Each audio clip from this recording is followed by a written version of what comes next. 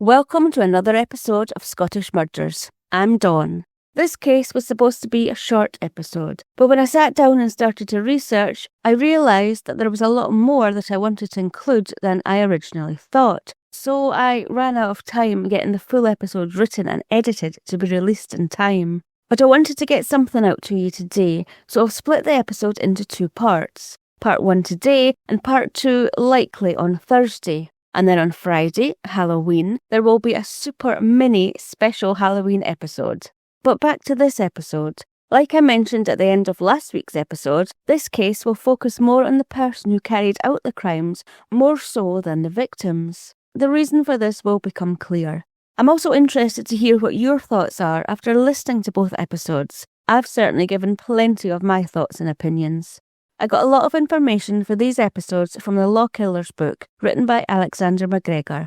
And finally, I'm giving a trigger warning. Please be aware that this episode does cover the topic of rape, so listener discretion is advised. So without further ado, let's get on with part 1.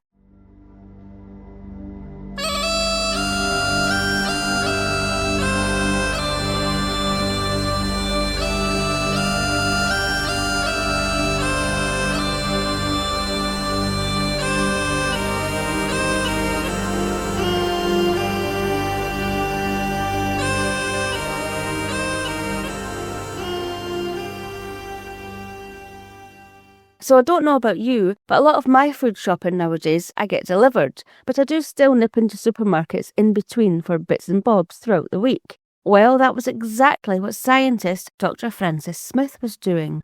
I'm usually never alone, but what happened to Dr. Smith would terrify me if I was.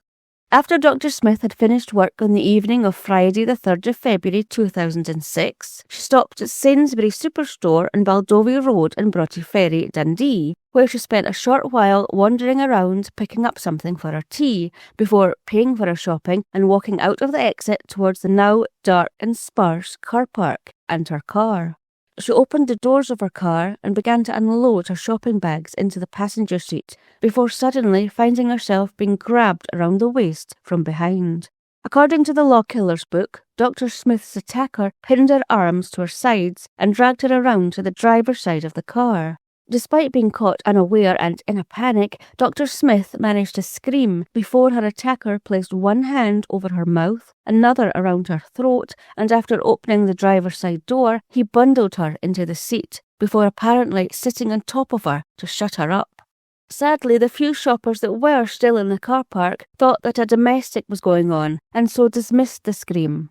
Inside the car, Dr. Smith was then ordered to sit on the passenger seat, and the car keys were grabbed from her hands.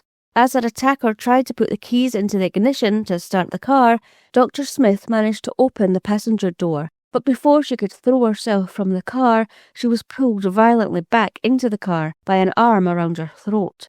She did manage to shout again at this point, but again, anybody nearby dismissed this as a couple having a domestic. Now, back in the car, Dr. Smith's attacker whispered in her ear menacingly to stop doing that. Again, the attacker tried and this time succeeded in starting the car, but a determined Dr. Smith managed to get the keys from the ignition and put the hazards on and sound the horn. Again, though, any nearby shoppers, while taking a brief, curious glance at what was going on, dismissed this as a couple fighting and they just didn't want to interfere. However, with Dr. Francis Smith putting up such a fight and not making it easy for her attacker to abduct her, and perhaps worrying that a passerby might eventually come to see what was really going on if the disturbance continued, Dr. Smith's attacker silently opened the car door and began to get out of the car, before then stopping and turning to Dr. Smith and pleading with her that, "I really need your help. I'm really desperate. I really need your help." Shocked by her attacker's sudden meekness, Dr. Smith asked the man what it was they needed from her, to which he replied, "I really need to get to Lochee," which was a quieter area located a few miles away. Dr. Smith told the man that, "I can't take you there. You really scared me. You know I can't take you there." At which point her attacker's shoulders slumped and he quietly slipped from the car into the night as quickly as he had arrived. As Dr. Smith tried to calm her breathing, she watched the man disappear into a nearby housing estate before she then, with remarkable composure, got out of her car and rushed back towards the supermarket, where staff called the police. However, despite many appeals, and the supermarket having CCTV, which had picked up this man arriving at the store 40 minutes before he had grabbed Dr. Smith and walking around the store but never buying anything, and then being seen hanging about outside the store and watching people, and then apparently moving towards the cash machine before changing his mind, it would take 3 weeks to finally track this man down. And it was through a very observant detective finally noticing a tiny detail on the CCTV footage. Apparently, this man had been wearing a jacket that had a distinctive feature on it that allowed detectives to trace this particular batch of jackets to a second-hand charity furniture organisation in Dundee, who, upon being shown the CCTV footage of the man who had attacked Dr. Smith, immediately were able to identify the man as one of their employees, 44-year-old John Cant Smith. The organisation also told the police that on the day of the attempted abduction, he had not shown up for work. John Cant Smith was quickly located at his home at Carmichael Court and arrested.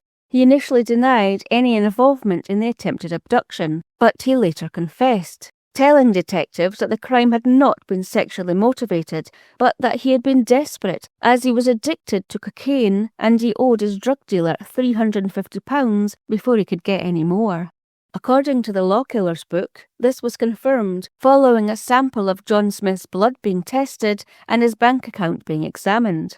Regardless, John Cant Smith was charged with attempting to abduct Dr. Smith and appeared at the High Court in Edinburgh on the 12th of June 2006. His defence counsel explained to the presiding judge that apparently John Smith had little recollection of what happened on the day of the attempted abduction, but that his initial intention had been to rob someone when they used a cash machine.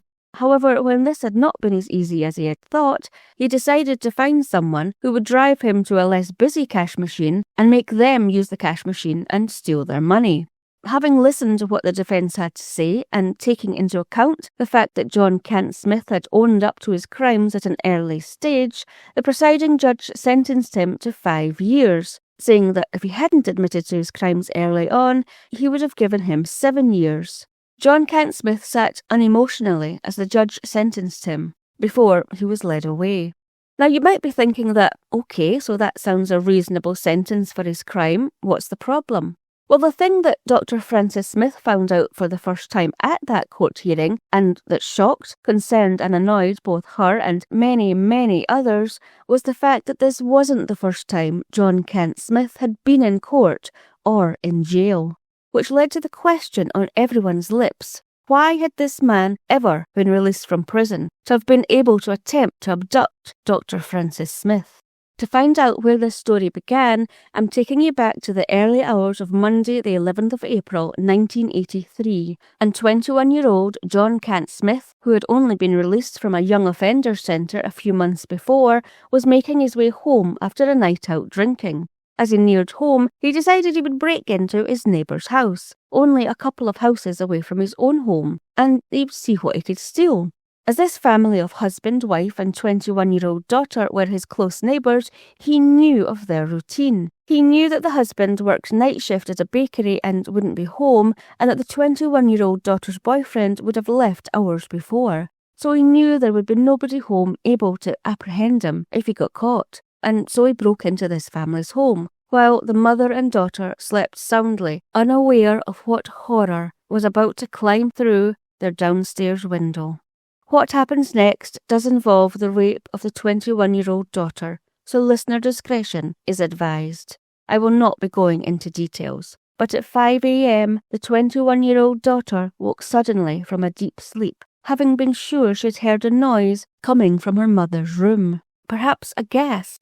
But as she listened, all seemed quiet in the house, and so she lay back down, not having to get up for work for a couple of hours, and closed her eyes. Seconds later, they sprang back open, as she now heard somebody's distinct heavy breathing, and that person was in her bedroom.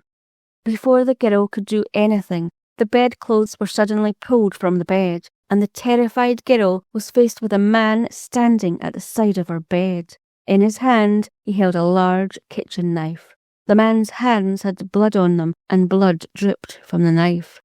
In utter shock at what was about to happen to her, realization dawned on the girl that the noise, the gasp she thought she had heard coming from her mother's bedroom, had been real. The blood on the man's hands and the knife left her in no doubt as to what had been done to her mother. As these thoughts raced through her mind, this man, all the while threatening her with a knife, lay down beside her in the bed and raped her twice. This 21-year-old girl's ordeal went on for 2 long hours, with this man informing her that he had killed her mother. As time went on and the morning started to lighten, the 21-year-old girl was able to see the man more clearly, and she was shocked to realize that she knew this man, that he lived only a couple of doors down from her family. It was John Cant Smith. As John Smith started to inform her that he would be killing her next, she realized if he wanted to get away with what he had done to her and her mother, he would have no choice but to kill her. And so amazingly, this 21-year-old girl found the strength and calmness to gently persuade this man, begging and pleading when necessary, that she wouldn't say anything. He could just leave and nothing further would come of it. And amazingly, he took heed, and about 7 a.m. he simply got up from the bed and left the house, still carrying the bloodied knife. This brave but severely traumatized 21-year-old girl waited until she was sure her attacker had left the house and gotten away, before she slowly put some clothes on and with a deep sadness went into her mother's room. Her 61-year-old mother sadly lay dead, having been stabbed and cut severely by John Cant Smith. The 21-year-old girl then left her home and went to a nearby friend's house and told her of what had happened to her and her mother and who had carried out the brutal and unprovoked attack, while mother and daughter lay sleeping in their own home. The police were called and, following being told of who the perpetrator had been, went immediately to John Cant Smith's home to arrest him. But he wasn't there. He was, however, quickly traced to his sister's home, where police found him fast asleep on the sofa.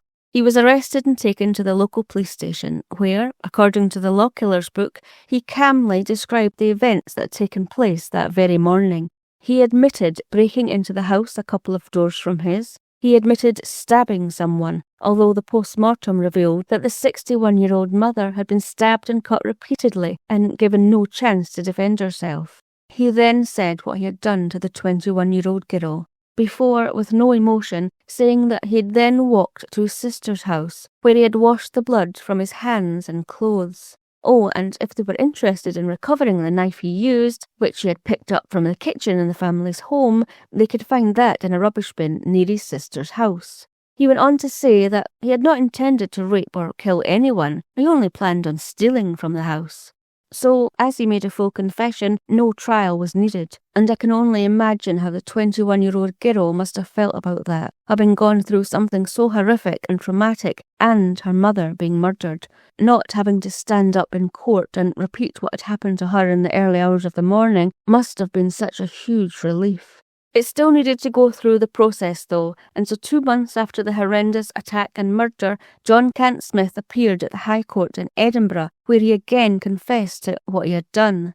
Apparently, according to the law killer's book, the presiding judge, Lord Wheatley, was unable to conceal his distaste, and told John Cant Smith, "In view of what has been said, there is nothing I can say to save you, save this. These 2 atrocious crimes were carried out within a home, and people, particularly women, are entitled to expect that in their home they are safe from attacks such as you perpetrated. If women cannot be safe in their own home, then society has reached a sorry state. Therefore, in order to mark the court's great displeasure and to deter others, I propose to fashion my sentence accordingly." He then sentenced John Cant Smith to life imprisonment for the murder and 7 years for the rape, to run concurrently to his life imprisonment punishment part sentence, which astonishingly, based on murders committed nowadays and those sentences, was only 12 years. He only had to serve 12 years before he could be eligible to apply for parole. I was shocked when I read that. But apparently back at that time in the 80s, this was quite normal and an acceptable punishment, and it brought absolutely no public outcry. There would definitely be an outcry nowadays if those crimes happened, and that was the punishment. While I don't think the sentence imposed by the judge was nearly good enough, I commend him for what he said next. And it's the very reason why you'll notice that I've mentioned no names or anything else that could identify who the murder and rape victims were when talking about this particular case. Following the prosecution making an impassioned plea to the judge about just what a significant effect the rape ordeal had had on the 21-year-old victim and how it was felt that they should be shielded from any further publicity that would further add to the family's ordeal, the judge asked the press not to identify the victims after the harrowing experience the family had already endured at the hands of this evil young man. And to this day, not one mention of names, places, or anything else that could identify the family that suffered so very much has ever been uttered. Now I'm going to leave it there for part 1, but part 2 will be out on Thursday this week, and it will continue to focus on the criminal life of John Cant Smith and ask again and again why this man was ever released from prison. Until then, I've been your host, Dawn.